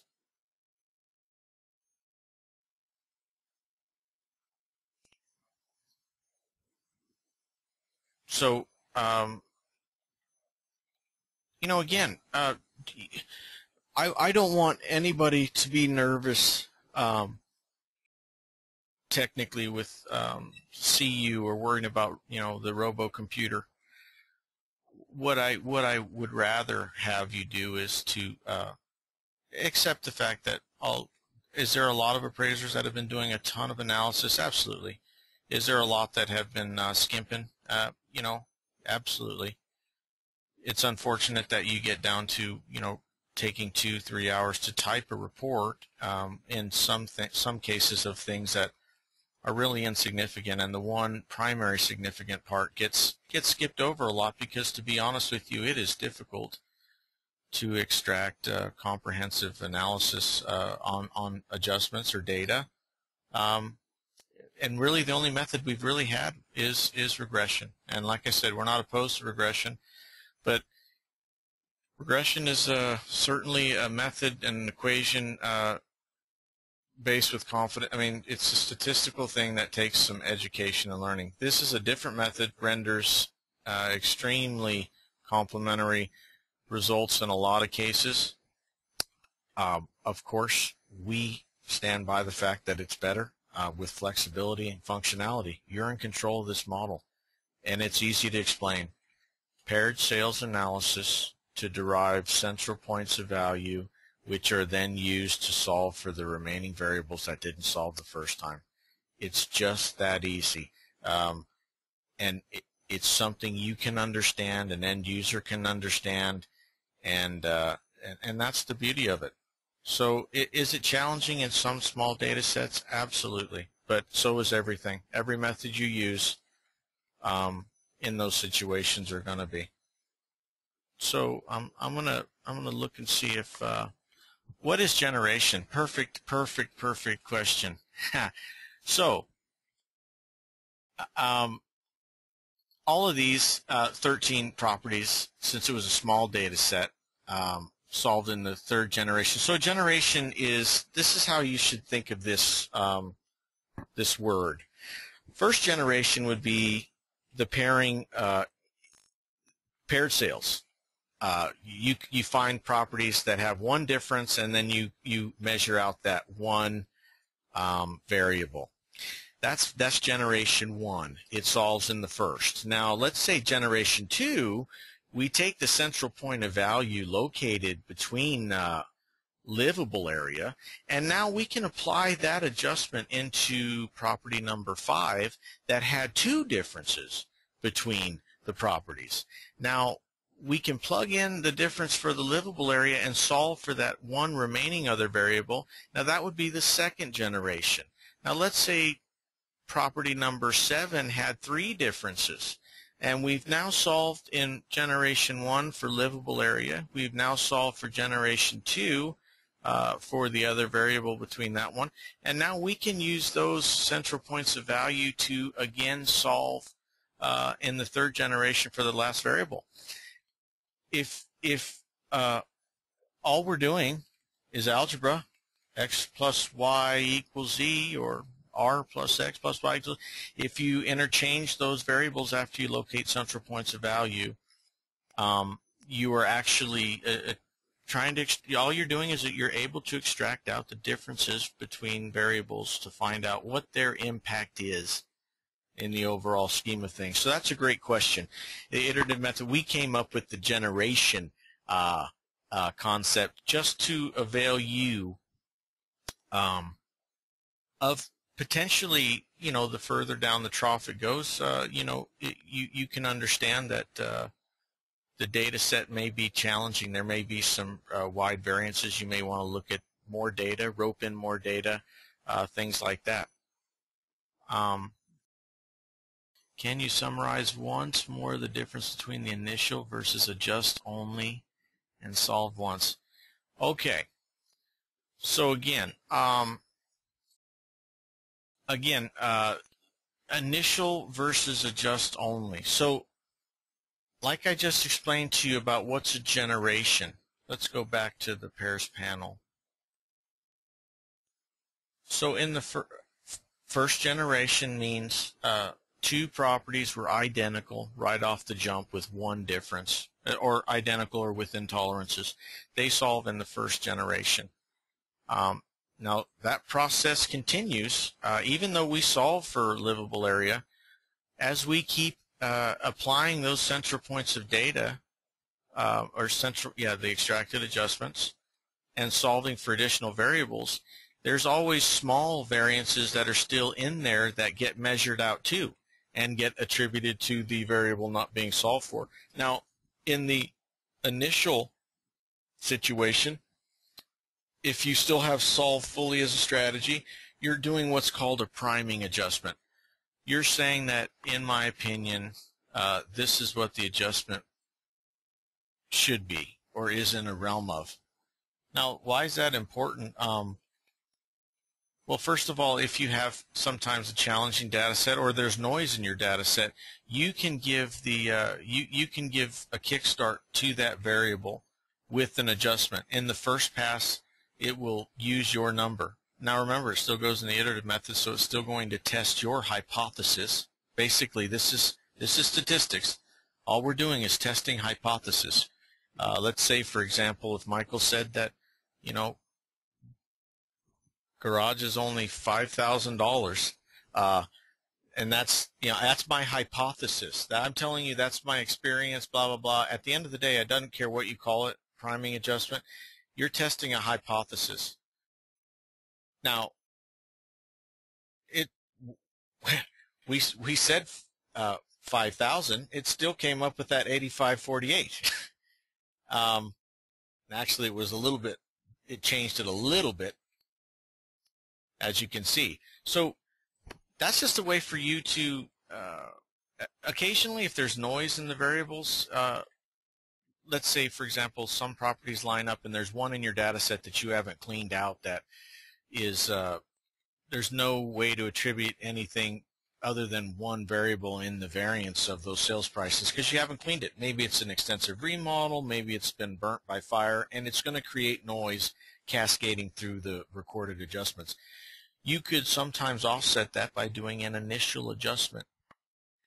giving it a chance in the first pass to get around the noisiest property.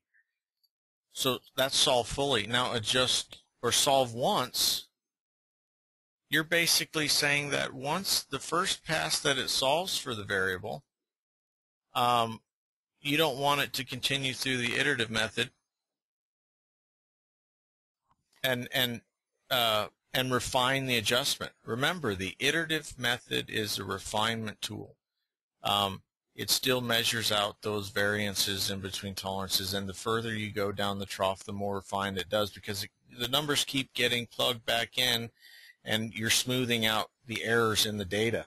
Now look, so we solved once here at 8,700. In the iterative method, when we allow that to run, 8483. So we got third generation, 36 pairs total to come to this number. But if you want to do solve once, kind of more the traditional paired sales, you only get 6 comparisons, but at 8,700. So it's just a matter of, you know, this would be more equivalent. I don't even want to say traditional paired sales because it is synthesized, but once you've solved for it, you're stopping. You're not going into the iterative method, which is a refinement tool, increases the amount of properties that can compare to each other, and in our opinion, in most cases, is going to give you the most. It's going to chew up most of the variations and give you more stability. Do the number of generations have an effect on the model, i.e. generation 1 is better than 3, or is it nil? That's a good question too. So there are some simple rule sets that we do have involved. For example, we realize that everybody's not going to clean every record. I mean, if you have 15 records, you may clean every one. But if you have, let's say, for example, you will love if you pull a market area that's fairly similar and you have 100+ records. I mean, it almost becomes a video game at that point because you get so much balance. It's beautiful. But we do have some simple rules in place. A first generation, if it solves for a variable and future generations in the iterative method are counterintuitive or negative, it will stop in the generation prior to that. Now what happens is like we said, if you don't clean every piece of data, there's always deviations that can't be explained and variations in that data that exist.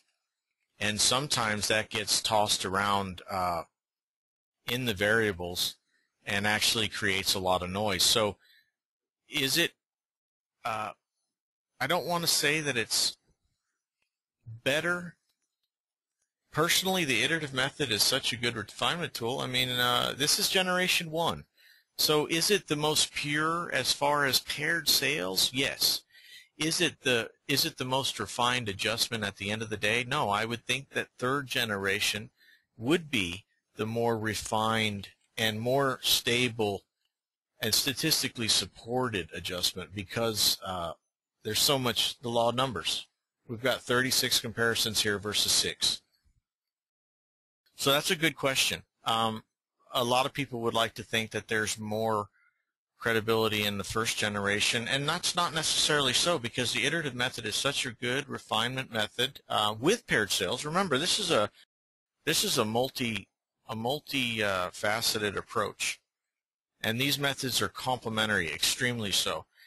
But in that complementary method, you get just a lot more balance. So sometimes if there's big variations in your data, you might, if you don't agree with a number, you think it's high or low, you may want to see what a first generation is. Now, if that's significantly different and a better, more credible number, I want to explain to you easily why that can happen. Like I said, deviations, variations in the data.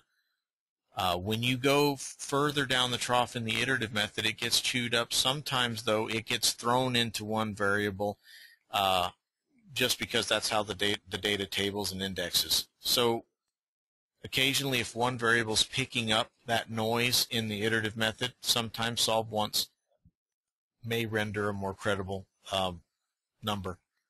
But even if you do that, the rest of the model is still balanced with that rule set. So there's nothing wrong. You're in control. Everything's accounted for.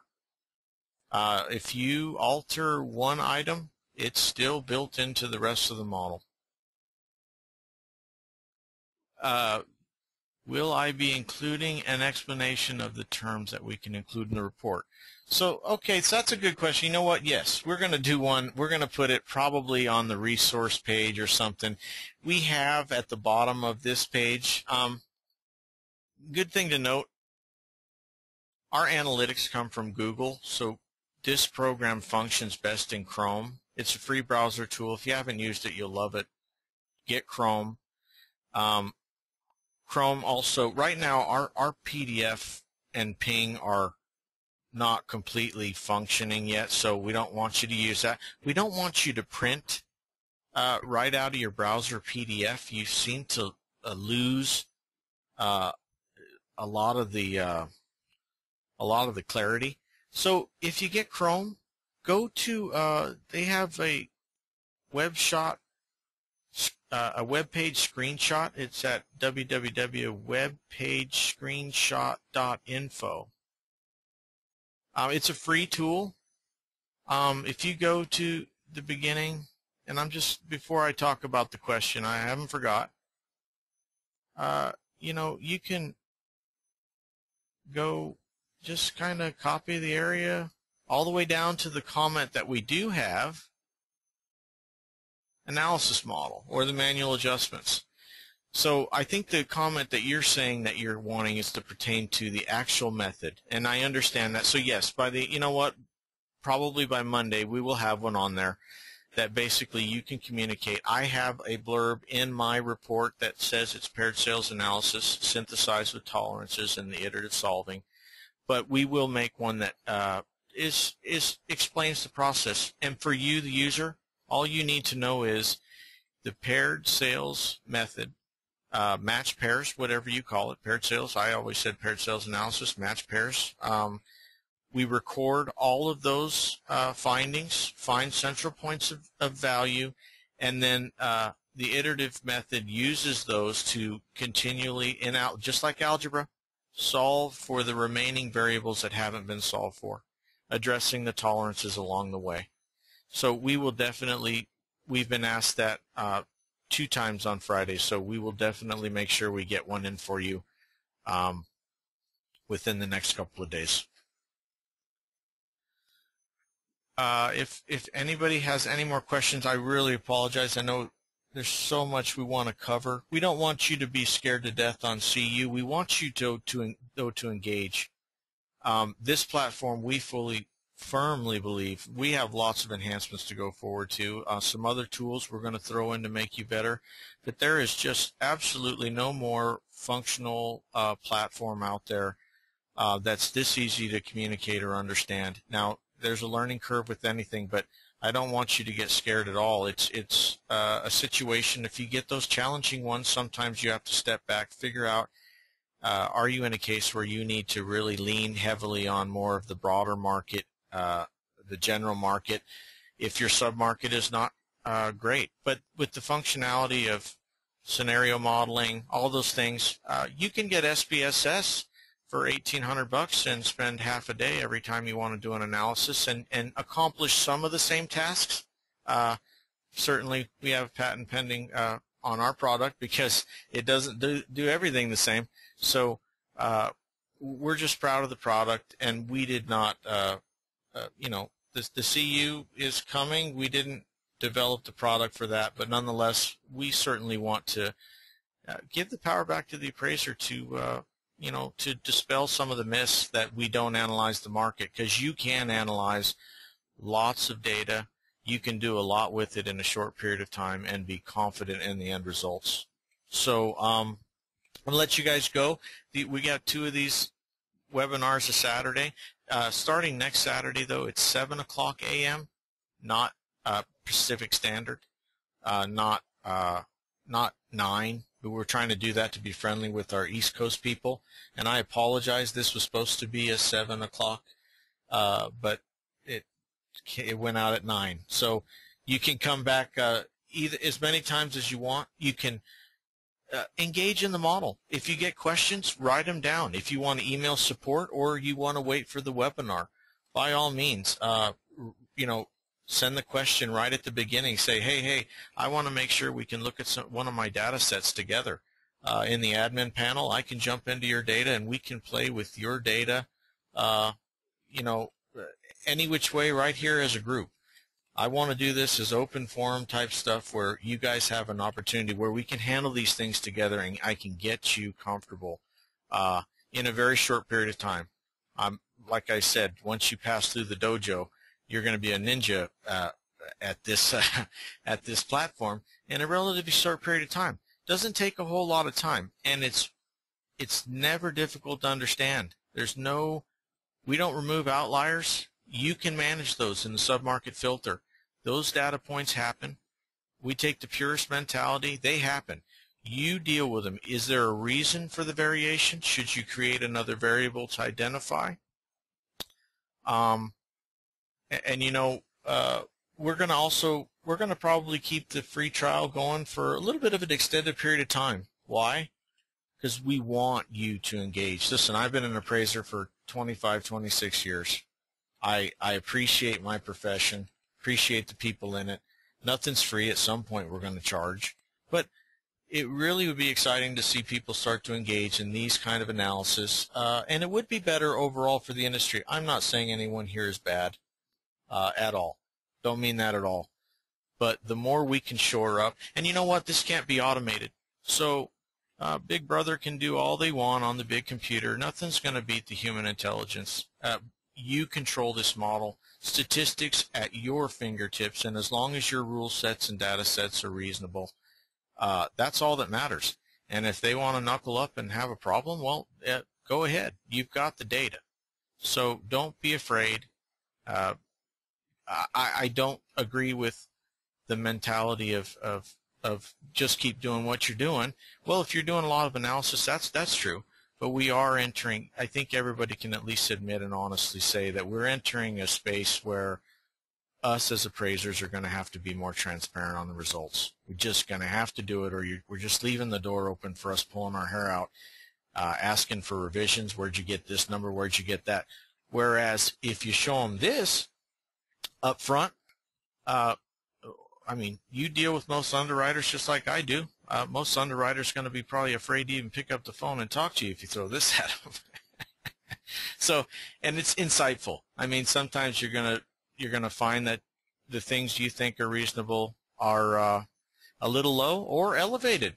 Sometimes, you get $10,000 pool, you get into a market area and you'll be like, hot dog, every which way I cut the data, it's only about $7,000, 6,500, but yet you keep playing with your tolerances and that pool keeps hanging right around that number, which tells you that you've reached balance. So by all means, come back as many times as possible. I'll try to keep it shorter. I'd love for you, if you get a question up front, next time just you come in, raise that hand up first, and I'll go through a small spiel, and then we'll just jump right into your data. And Mark, my peer here in town, Levering, buddy, if you ever want to have me one-on-one, you can do the same. And good luck to all of you, and thank you very much.